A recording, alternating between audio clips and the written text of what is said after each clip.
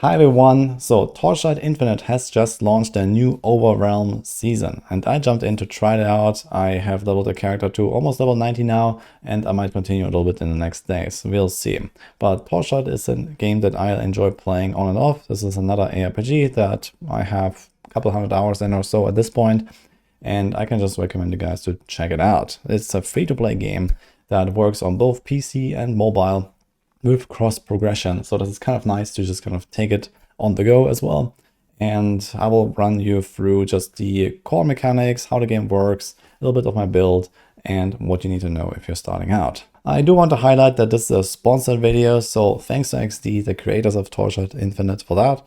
And let's jump in. So let's start with the Overrealm mechanic, the season mechanic that they have just introduced, which is like one of the big new highlights. So you see this here in action right now. So occasionally as you're mapping through the Netherrealm, you find these portals. They have this like eye and many hands and pull you into this alternate reality basically, where you run through the map again, but everything looks different and there's new monsters. And you can unlock these like extra rewards and like drop bonuses and drop conversions to potentially get some pretty big rewards.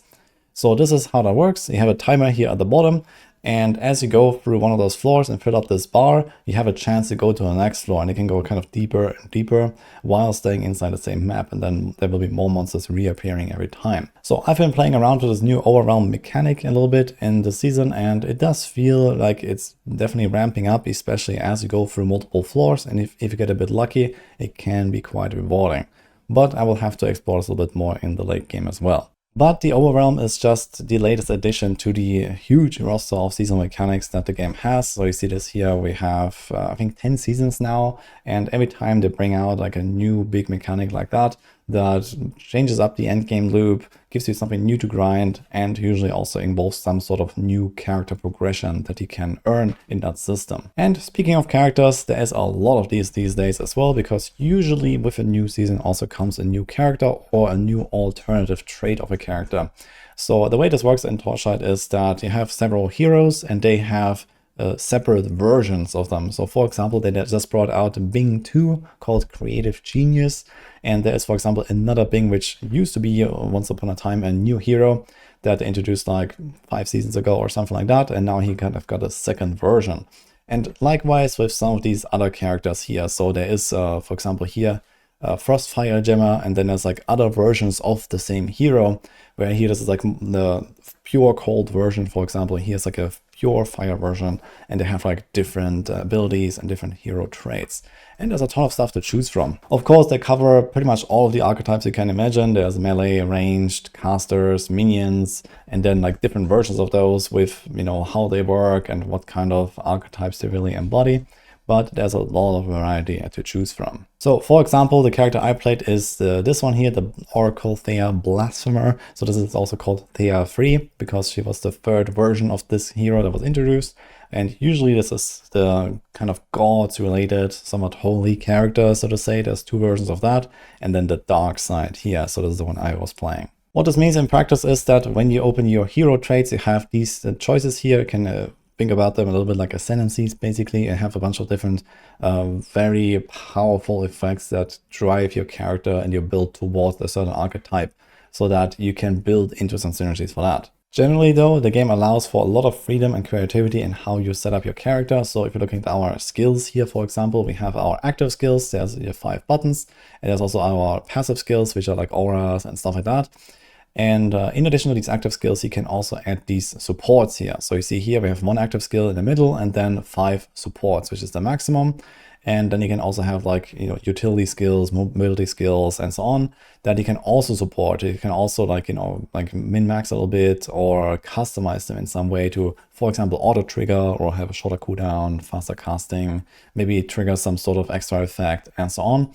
And you can keep adding more supports as you go. So there's a lot of customization, and actually every skill is open to every character. So you don't necessarily have to stick to just a certain build or a certain archetype when you play one of them. In my case, I played with Mind Control, which is a very popular skill for the Blasphemer.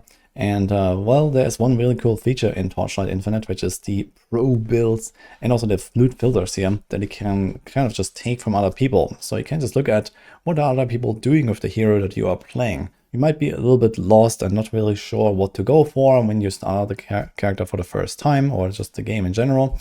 But you can just look at what other people are doing and can actually like click on these things here. You can see, okay, what is the main skill? You can actually see all the items they have equipped, and you can even look at the exact details of, what is their exact skill setup, what is their talent setup, which hero traits have they chosen, and also even like what are the packed spirits, for example.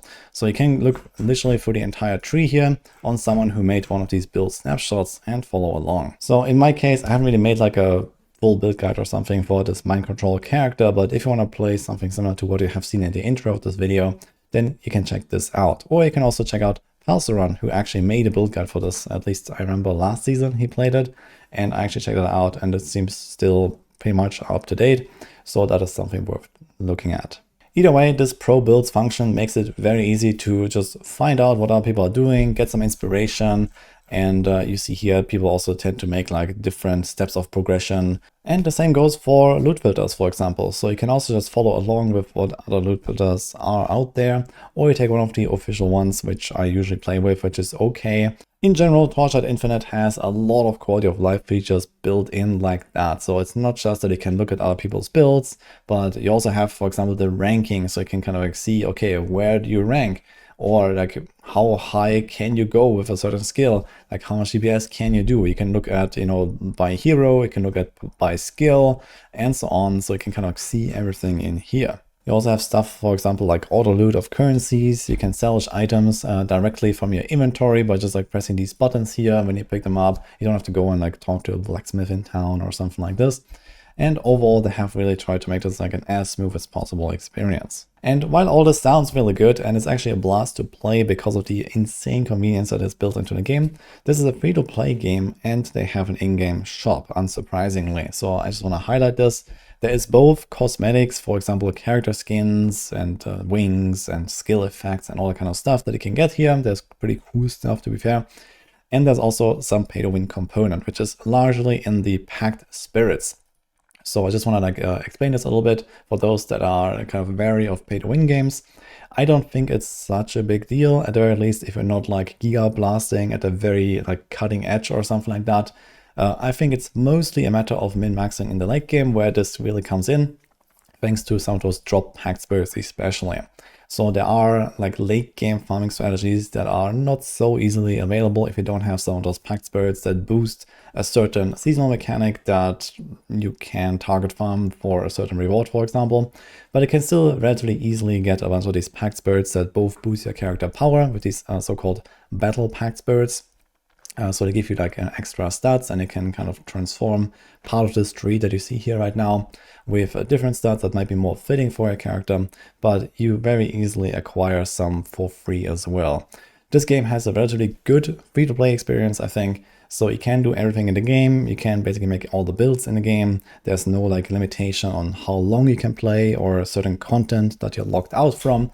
And instead, it's mostly in this system where you might be a little bit weaker or less optimized, and you might also get like less loot in certain contexts, but maybe more in others. So undeniably, it obviously helps to spend a little bit of money in this game in order to get more powerful and get some of those packed spirits that really help you out. But personally, I have not actually spent a lot in this game. So usually what I do is I buy the battle pass, which is very good value for its money. You usually unlock the new hero immediately as well, because that is usually locked for people that don't play the battle pass. And you get a bunch of extra goodies here for like, a relatively cheap price, so to say. And if you really like the game, then you can go further and, for example, go get some more stuff. But realistically, I think you can easily get away free to play, or just the battle pass is like my recommendation usually. You can also kind of grind out a lot of goodies that the game gives you just for playing the game. So for example, they have these free gifts just for logging in, so you get some stuff there. There's like these packed spirit giveaways, you can get a few things, the login reward, and for example, if you follow their social media, there's some stuff. There's tons of achievements that you can unlock where you also get these rewards here, either gameplay related or, for example, for some of those packed spirits that you can pull. So you can kind of progress towards a stage where you have some stuff to choose from, especially if you play over multiple seasons. but you cannot, for example, directly buy currency or gear in order to like get stronger, as far as I know. So you still have to kind of grind it up all yourself, and you might be a bit more efficient in doing so. Obviously, all of this just scratches the surface of what is possible in Torchlight. There's not just the pack spirits and the skills and the items, but then there's also the talents tree. You have these bigger talents here, you can choose some of them. You have the slates here that you can craft and then put extra stats on this. And overall, I do have to say that the progression in this game does feel really good because of this multi-layer system. As you go, you unlock more and more features. I don't even have everything yet on this character, where I even have like the basics of the basics. And for example, this season they've also introduced a new mechanic called the prisms that you can slot into your passive tree, and you can also roll certain stats on these that then change all of the nodes around it in this like little rectangle that you can see here, with those extra defensive nodes that are rolled here on mine, for example. And there's tons of stuff you can get from this these days.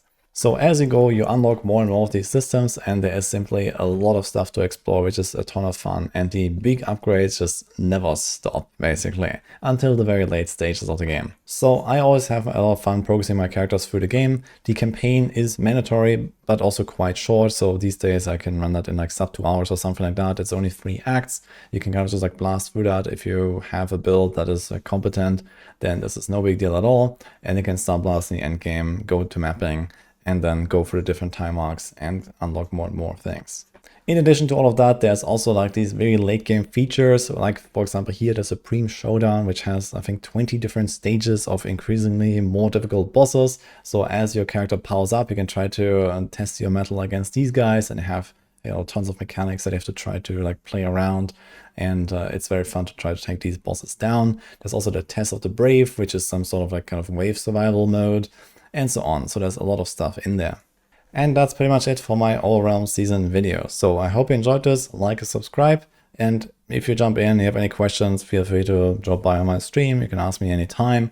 Otherwise, it's a free game. You don't have much to lose. So go check out the link in the description or in the pinned comment. You can download it there. Support the channel as well. I appreciate that.